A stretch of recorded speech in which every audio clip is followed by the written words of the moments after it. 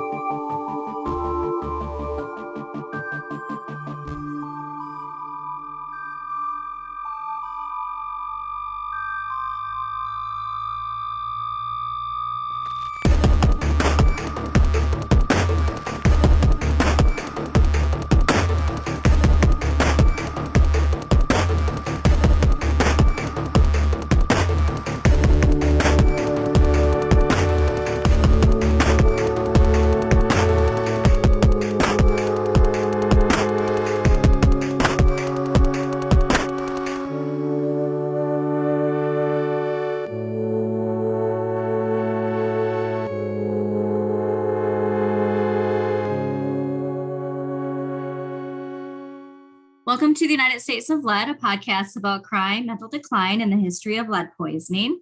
On our last episode of the United States of Lead, we discussed Mozart's possible lead poisoning, and that made me interested in what other famous people might have had lead poisoning. So I just decided to Google it, and I came across an interesting article from The Atlantic, which will be linked in our sources, and I think it actually might be our only source. This article is really interesting. I highly recommend that everybody read it in its entirety.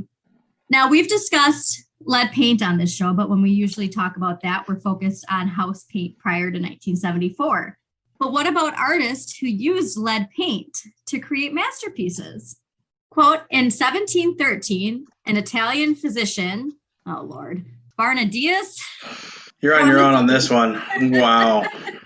Bernardinus Ramazzini described in his De Morbis Art, God damn it. At least this looks bad. De Morbis Artificum Diatriba. How about this? In 1713, an Italian physician described in a book he wrote a mysterious set of symptoms. You got to leave all that in. That's just great. Yeah, I'm going to leave it in. He noticed a mysterious set of symptoms among artists. He was one of the first to make the connection between paint and an artist's health, but it would take centuries for painters to switch to less harmful materials, end quote. Crazy. Yeah, so that's 1713. And he's like, hey guys, this shit's killing them. And they're like, shh, we're making great work. It's fine. Wow. My aunt is an artist. She's retired. And so now she'd never gotten into traditional painting. And so now she's taking all these classes at a college. But she said that there's this paint, this red paint. And my mom said she even thinks that the name is cadmium. So they still are making these paints because my aunt said that when she went to get these certain paints, there are these paints that have these huge warnings, like use at your discretion. This is toxic. Even if it is the person takes the liability, they're taking that liability for everyone involved. I know, it's like, insane. Yeah, you can use this. You're throwing that tube away. Yep. With the it's insane. How are you washing your brushes? Oh my god, I can't. Just gonna rinse it out in the sink. That's fine. You didn't read ahead, so I love this. But anyways, I wrote, this seems to be a tale as old as time. We know the dangers of lead. We know the dangers of lead poisoning and the side effects of them for over 2,000 years, and yet here we are. Now, we discussed in our episode on lead in wine, the many symptoms of lead poisoning were misdiagnosed as colic. And this actually happened quite often.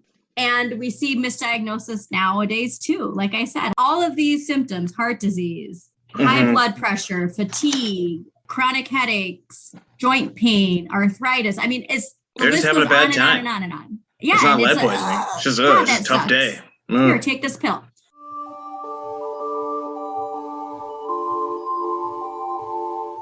Again, from The Atlantic, quote, the symptoms of this supposed colic ranged, but they often included a, quote, cadaverous looking tooth loss, fatigue, painful stomach aches, partial paralysis, and gout, which was a buildup of uric acid that caused also arthritis, all of which resemble the symptoms of chronic lead poisoning we see today.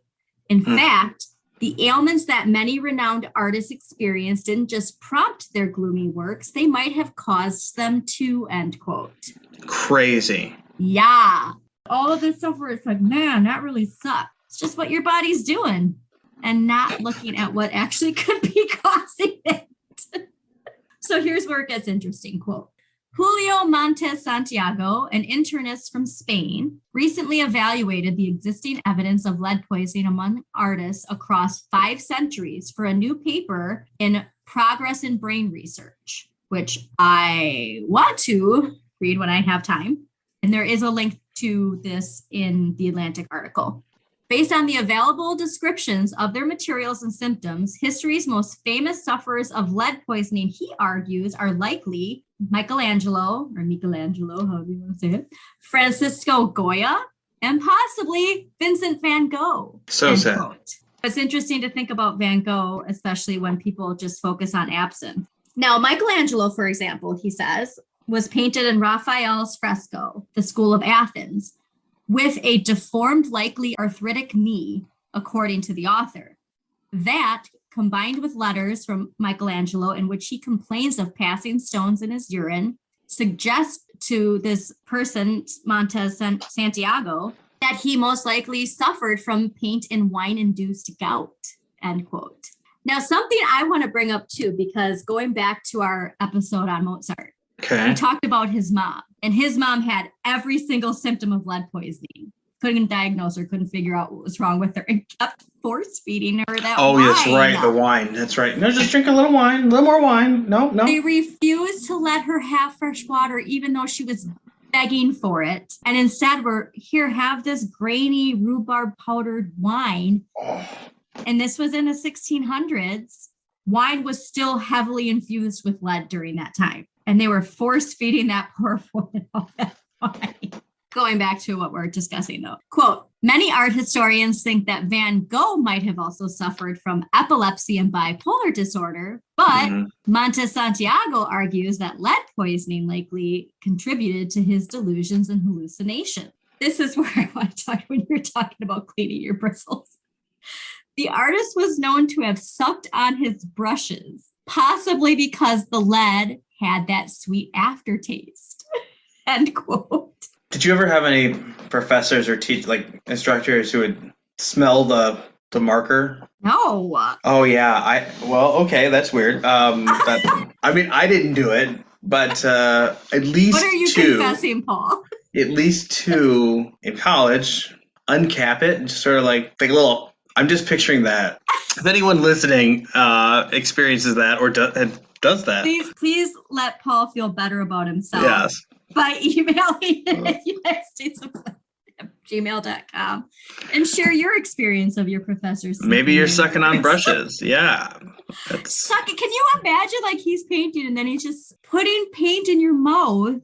Mm-hmm. You would think when you're a child, you're told not to do that. Right. It's not even chips. It's liquid. It's full on liquid, sucking them clean. Going back to Michelangelo though, with his knee. Because we talked about that with the clowns and that they had that nickname Jake Leg. It sounds like that's what he had. I was going to ask. I couldn't remember the name of the condition. Yeah. But yeah, the fact that there was a name, so enough people were having it.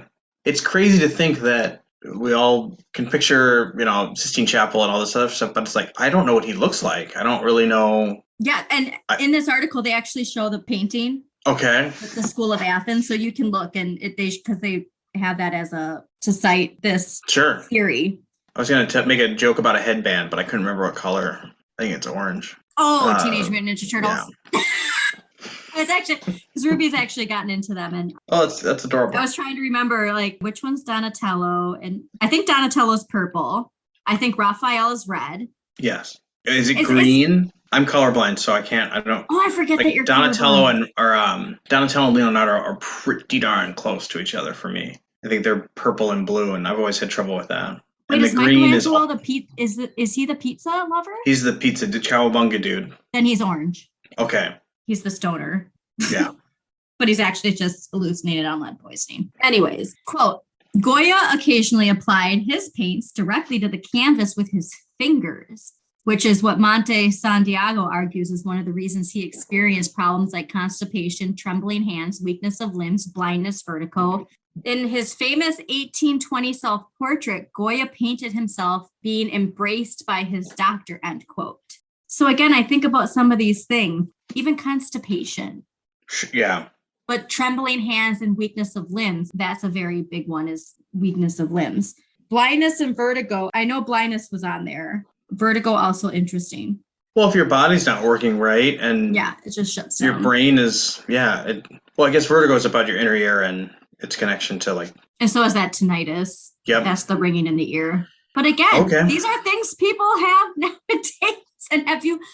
And why is it not just standard? You have these symptoms. Why don't we just get your blood work done? Yeah, I don't. Your blood work anyways to check for your antibodies and red and white blood cells when you have something that's chronic and won't go away. Yeah, I don't know. I don't think we know how to deal with just the answer to problems. I think we have to move from like problem to problem. That's what we're. Yeah, and what I've again learned in the last few years, which I think a lot of people have, all aspects of their society, and this includes judicial, medical, all these decisions. We're not a preventative care society. Mental health too. We're not preventative care. It's once this happens, then we'll help you. Right. Whereas all of these things should be based on preventative care. And mental health too. Like I was talking to someone about this where, our generation, if you were in therapy when you were a kid, it's like, whoa. Oh, yeah, I remember. Yeah. I was. Because I was in therapy too. Yeah. After something happened to me when I was 3 or 4, my parents put me into therapy. And thank God they did, because it definitely helped. But that was because something happened. Mm-hmm. I'm hoping that I'm seeing this shift because I'm getting Ruby into therapy as preventative care. Why wouldn't you have a child talking to somebody who can nurture and help their emotional development besides the parent? They're at a stage right now where they're seeing separateness and they're seeing themselves as an individual. That development should be with a professional. Yes. Why wouldn't it be? Just like you go to a doctor to prevent getting sick and, learning the things that you should be learning to take care of your body, you should be doing that with a mental health professional too. And it should be paid for. There's so much shame into taking care of your mental health. And I don't know what that's all about. I mean, I do. It comes from those people like that guy in that video who brought up his daddy issues with taking that plaque down. Even under the most ideal conditions, we still end up needing care. If your parents loved you so much that they never cleared the road entirely ahead of you, then we would say, well, they didn't love me enough to let me do it on my own. And if their parents loved you so much that they made you do everything on your own and you got stronger from that, you'd say, well, my parents didn't love me enough to clear the road away. And there's no point in between that where people come out of being alive without anything going wrong. Yes. Why don't Preventative care isn't saying that shit doesn't happen. Right. But it's saying it really would reduce dramatically a lot of the shit that's happening. And we acknowledge that shit is happening. So that means I think if we did that, we would acknowledge that shit is happening. So that means that, well, maybe we should have that surgery, that surgery that you didn't want to have, the surgery that you didn't plan to have. You're drinking water out of this lead vessel. Well, yeah, we come back to lead. If you stop drinking out of this lead vessel, you're probably not going to have these symptoms. Or you drink 12 Diet Cokes a day and your spine feels like it's on fire. And then you stop drinking those 12 Diet Cokes a day and magically you don't have that spine issue anymore. Yeah. That's what I had. And if it doesn't, okay, well, let's see what else, you know what I mean? I know I've mentioned this before, but we wear our seatbelts, right? It's the law, whatever. The likelihood of you actually getting in an accident isn't that great, but don't you still want the security of the seatbelt just in case? Mm-hmm. It's baffling to me how our society thinks in that way of what preventative care is for and the importance of it. And we saw it with COVID. I mean, good Lord. So yeah, I just feel like all of that we reached a peak of we really need to reassess and rethink how we're functioning. And I think all of our foundations need to be set for preventative care. And that's judicial, childhood development, adult development. Because even think a job you go into, preventative care is also getting the proper training and knowledge before you go into a career. Like we talked about the budgets being cut for lead poisoning awareness. When we talked about the Trump timeline, remember when they took away the funding for people being trained? I don't remember that specifically, but I'm positive that's true. It was specifically for the low income housing, that woman that took over that. Yep. Then from the article, I remember that. Specifically cut that part of the funding. We don't set ourselves up for success and give us all the tools we need in our toolbox. And there's a lot of people hoarding tools in their toolbox.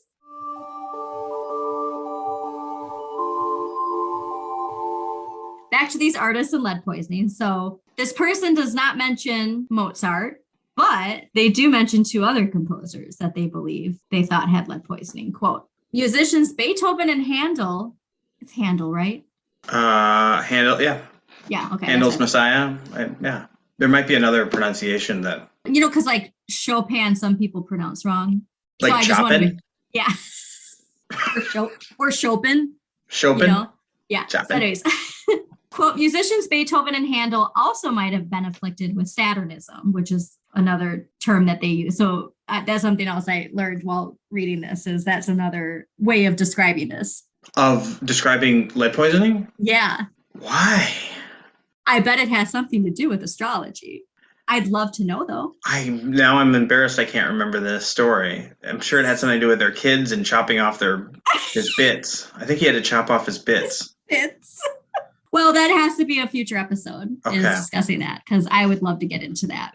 But not because of the nature of their craft. I'm sorry. So let's go back to that. So they might have been afflicted with this, but not because of the nature of their craft. Samples of Beethoven's hair examined by the Pfeiffer Research Center in Illinois showed high concentrations of lead, possibly as a result of the high content of lead in the Hungarian wines that the musician drank and repeated biting of his lead pencils, and lead-rich medicines prescribed by his doctors, end quote. Gotta get that lead. I wonder if there's a way we could get a hold of Mozart's hair and test it. I feel that's a little stalkerish. I just want a little bit of his hair. I just want a little bit.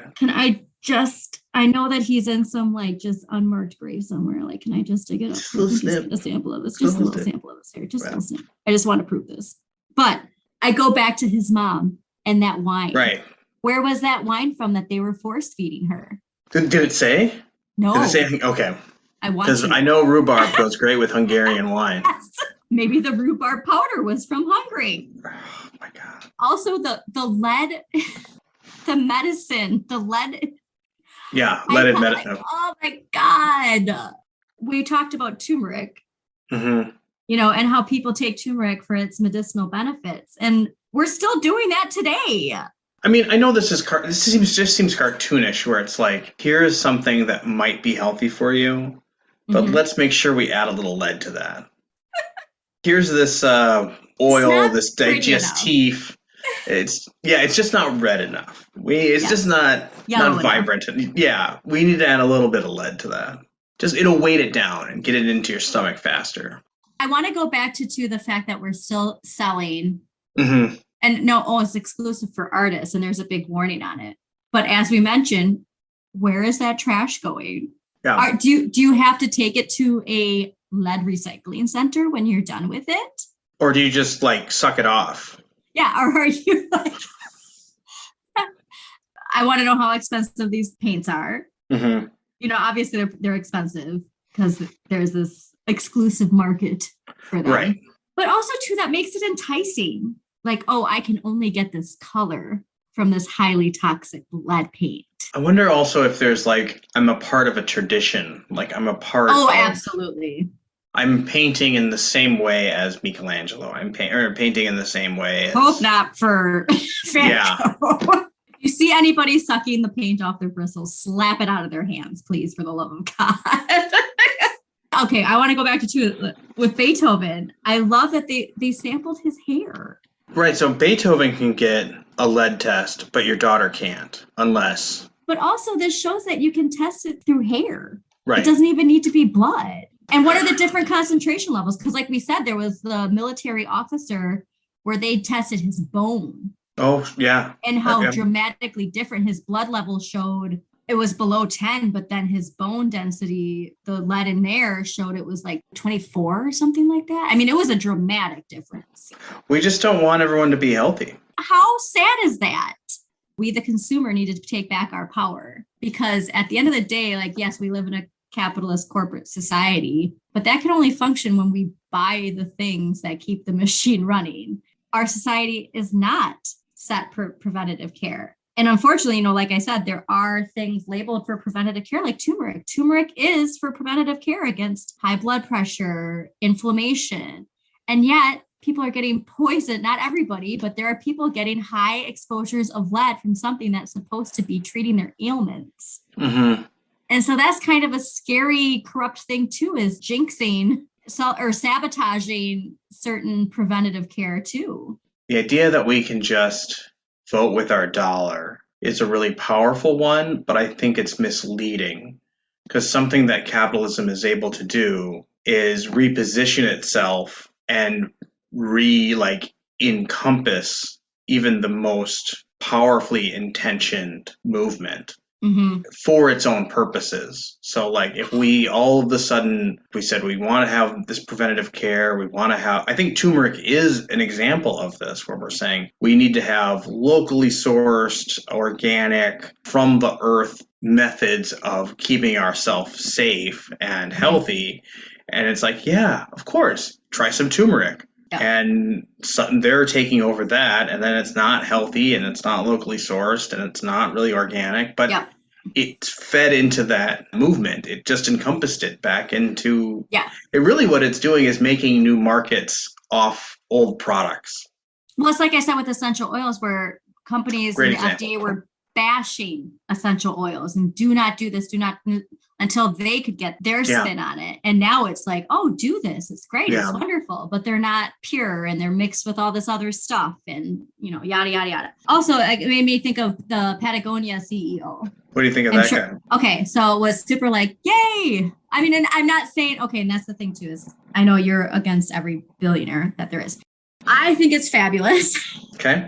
However, I do also see the fact that he got a $700 million tax break by transferring it to a nonprofit. Come to my side. However, I'm still there on my side, because there's a difference between setting up a nonprofit to fight climate change and having the stipulation that $100 million every year has to go to fighting climate change, versus the Koch brothers, who set up their, quote, nonprofit to strictly create propaganda to win elections. There is a difference.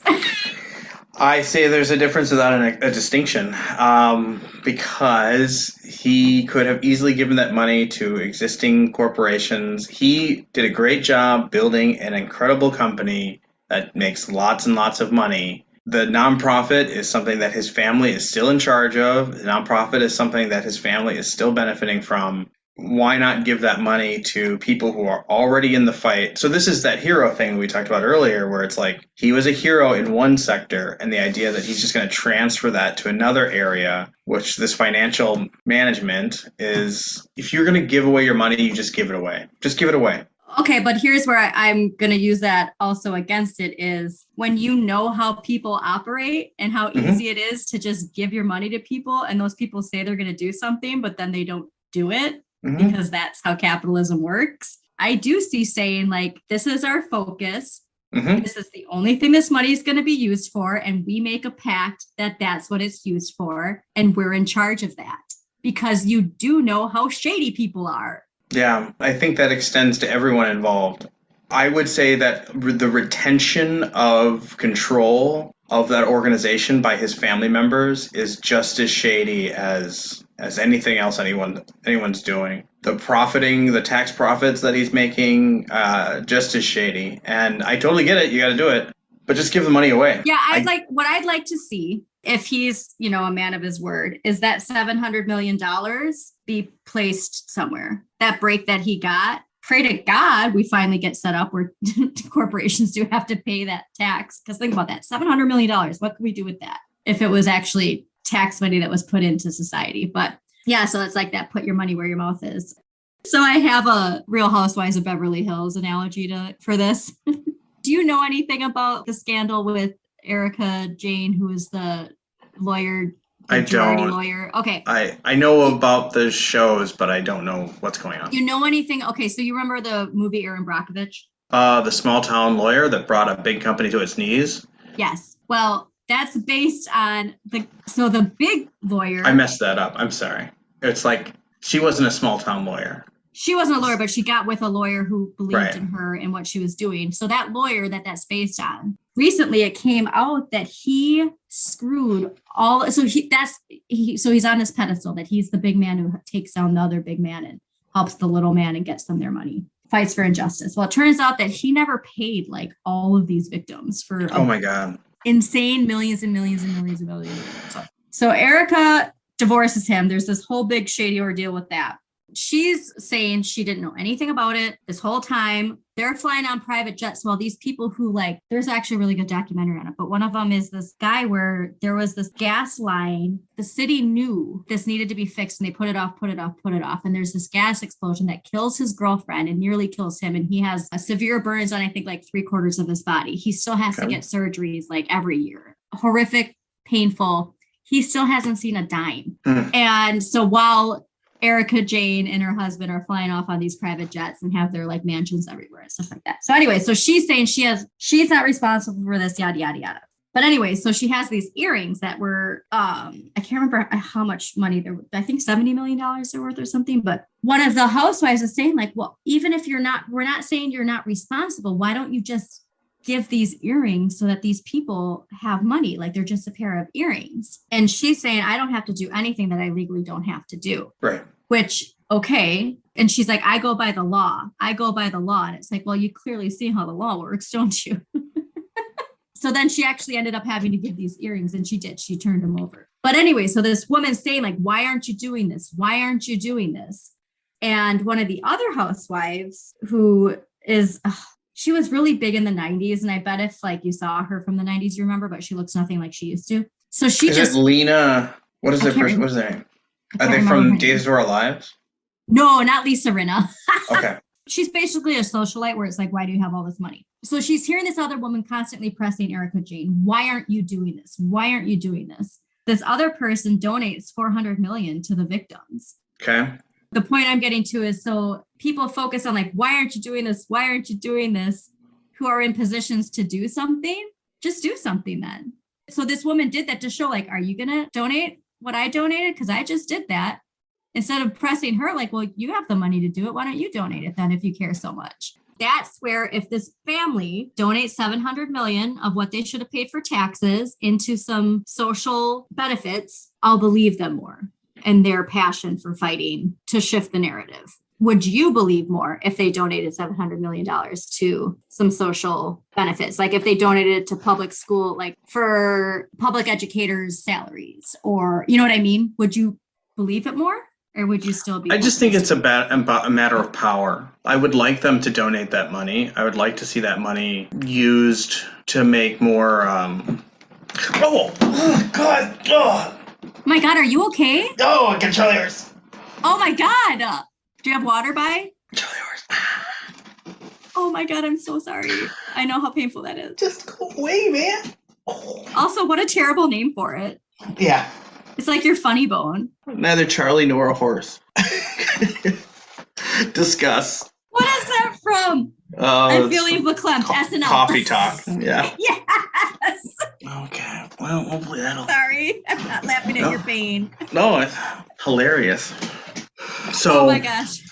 I feel like there's this sphere that keeps us from actually examining the individual or the family unit or just actual communities. One thing is, instead of starting this new nonprofit, I'm not saying you couldn't have a foundation, but I actually am questioning whether a foundation should exist past 3 to 5 years. You might actually employ some people who are really, really smart and can come together from a number of disciplines and decide, like, how would this best be employed to answer a question that no one has asked or has been able to solve. If we're going to ask these questions and not just sort of trickle it into the historic notions, but I could see the reason of having a foundation. But to have a foundation in perpetuity and just sit on big stacks of cash is really frightening to me. And then also, it's just, I really see this as an issue of power and never allowing power to actually trickle into the level of community, the level of it's a messy level. So we didn't do that with COVID and vaccines, right? So instead of just sending out vaccines to people, to communities, how many people are in your community? 300,000. Okay, we're going to send you 380,000 vaccines. We're going to employ people to administer them, and we're going to spend the next 6 weeks giving these out. And you just walk up and get your vaccine. Which is what's happening now. Is it? Oh God, yeah. Ruby just got her first dose. The library in town. It's a weekly clinic. You don't need your ID. You need nothing. You don't need insurance. I'm not seeing that here. Oh, really? Yeah, I'm working on getting my next vaccine. I couldn't get her the Moderna vaccine. For 5 and under, the UW clinics only allowed it for people who were on the list for organ transplant, autoimmune compromised, or cancer. So clearly it's the better vaccine. Before there was any normality, norms being created, instead of just saying, we're going to roll this out to every human being in the country because we want everyone to be vaccinated. Yeah, which is what they're doing. Like, what they're doing now is what they should have done at the beginning. But there's a gap now. Like, now there's all this weird stuff about vaccines. And like I said, even for her age, like, you could only find, and I Googled the state, and I found Moderna for 5 and under at one clinic, and it was GHC, and you had to be an existing patient to get it. Is this for 5 and under, or is this for everyone? No, 5 and under specifically. Great. So now we've gotten to the 5 and under. What I'm talking about is, like, human beings. When the vaccine was rolled out, you need to have your insurance. You couldn't just go and get it. You had to have something. And then even if you didn't have insurance, you were charged, and then you had to, like, fill something out to get reimbursed.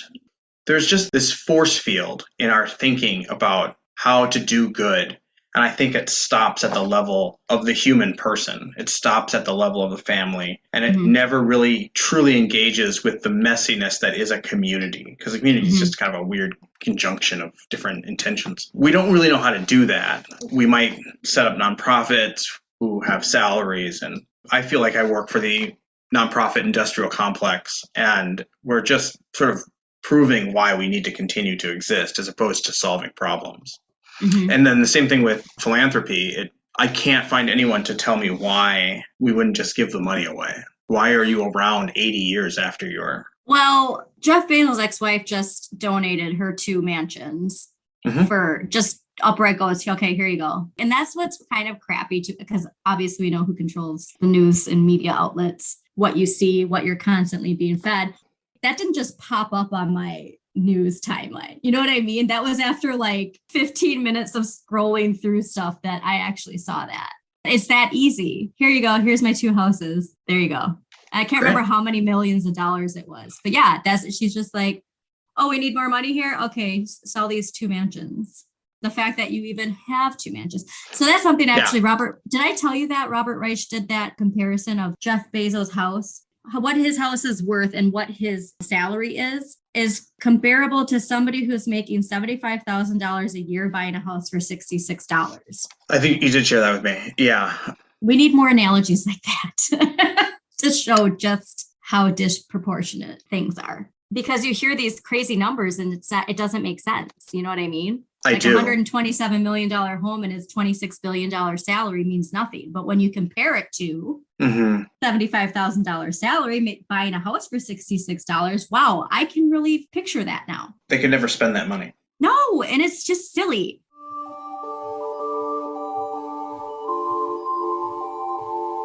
But anyways, back to all of these musicians and artists. They have lead poisoning.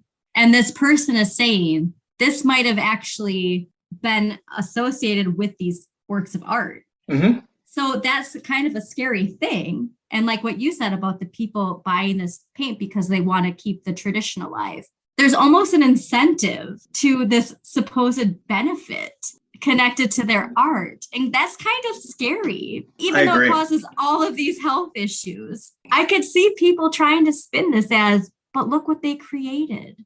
I mean, it's also like they're following the letter of the law, not unlike the analogy you gave with the earrings, and where they're like, yeah, no, we put a appropriate sign on the tube, and we had people use at your discretion. It goes back to the lack of corporate responsibility. It's like Target selling the stuff with lead. Well, we have the warning on there that you're buying this and it has lead in it. Boom, boom. That's where we're done with our responsibility. Right.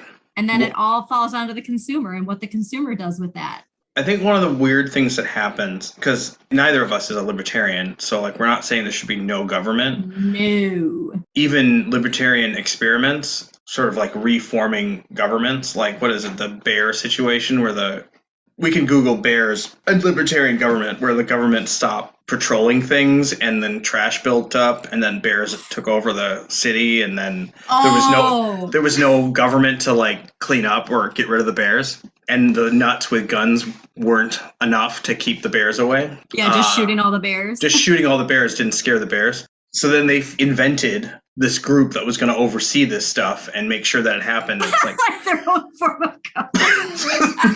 Ouch, I just hit my head on something. I was laughing so hard. I think every experiment like that has ended up inventing government yet again. So it has to exist. And yeah. But I think there's another dimension to this. It's not just making this government and then making these laws that are perfect, and this like ancient Greece, there was this attempt to make the new omen, or like the good laws, the good rules, and they were going to be like, because they were good, they were immutable and forever. Yeah. And then within like 2 generations, they're like, yeah, we really need some new immutable, forever, never changing laws. Like evolving? Exactly. Once you get to a certain scale, you can't really fit into the daily and personal lives of a community. It's the same thing with a foundation. If you have $2 billion to give away, you could either just give it all away, or this idea of like, oh, well, we'll just create this foundation that's going to meet the needs of people. You're too far removed. I don't think we know how to interact in that way, is what I'm really trying to say. We don't know how to interact from this scaled up level to this human size ongoings. It's a strong attachment to history, and it's like we can preserve history without repeating it. I hope so. I mean, that's kind of like what we should be doing. History repeats itself, and like I said, we have this strong attachment to what is history and what it means in our society and in our lives. And unfortunately, like too much of that is repeating it. I would like to get more into the artistic enticement of this, because I found that fascinating that this guy is linking this to possibly being a part of these works. I mean, Van Gogh, obviously. It would just be fascinating to see. But again, it's like, what is it worth? And we're only talking about how it affected these specific people, not their family, not their community. Yeah. But yeah, I would love to still get some of Mozart's hair and test it. Just saying. I understand. If anybody has some of Mozart's hair, please. Or would like to join us on a epic heist. Ocean's 11 Mozart's hair. We're going to Ocean 11's this. Should I just fulfill this by writing a screenplay where we Ocean's 11 Mozart's hair? Or GoFundMe. You know what I'm doing? I'm sure we'll need a safecracker and You know what I'm Googling right now? Someone who throws knives. Hold on. Paul Kramer. Go for it. Paul May Kramer. I just Googled, can you get Mozart's hair? No, you did not. No, you cannot. No, you cannot. No. I feel like the NSA must have a field day with my Google searches. From a May 26, 2015 article, you can now buy a lock of Mozart's hair if you're rich. Somebody has a lock of Mozart's hair and it sells for $20,000. So I gotta put this in the link. Hello, Miss Jeff Bezos. I've got something you can really spend your money on. Oh my God. Okay, I just added it to the sources. Oh my gosh. So it must have sold because this is 2015. It was expected to sell for $20,000. Stop it.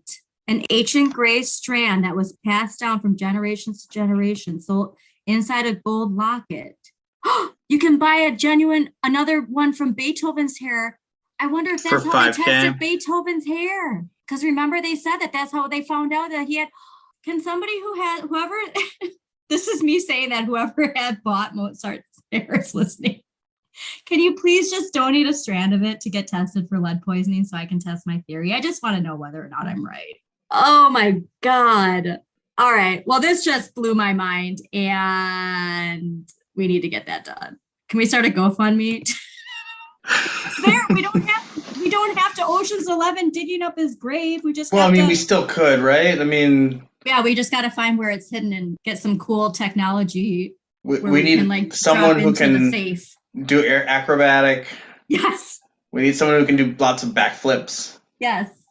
And then we need like an elaborate overview where we talk about what we're going to be doing and how the heist will occur. And we need the scientist who's going to test it. I love it. All right. Right. Well, if you don't hear from us for a couple weeks. For some reason, that testing has to take place inside the back of a van at high speeds. I got it writing this. I nearly have it. What if this is how we gain awareness for lead exposure and lead poisoning causing the demise of our society? I don't see any other way. I don't see any other way. Stealing the Ocean's 11 story plot. Mm-hmm. And just instead of a casino, it's some rich dude's house who has Mozart's hair. Nick Cage says, we need to steal Mozart's hair. He is not allowed to be in this, but anyways. Oh, poor Nick Cage. He's doing fine. Yeah, I'm like, he's doing fine in his own little bubble. Anyways, that's all we have time for this week. Thanks for tuning in. We got a lot off topic on this episode, including some Real Housewives of Beverly Hills talk. Anyways, thanks for tuning in, and we will talk to you guys next week. Thanks, everybody. Thank you for tuning in to United States of Lead, hosted by Andrea Elizabeth and Paul Kramer. Just a quick disclaimer, Andrea and Paul are not experts in lead poisoning. We do ask that you check our sources and read up a little bit more on your own. Thanks again for listening.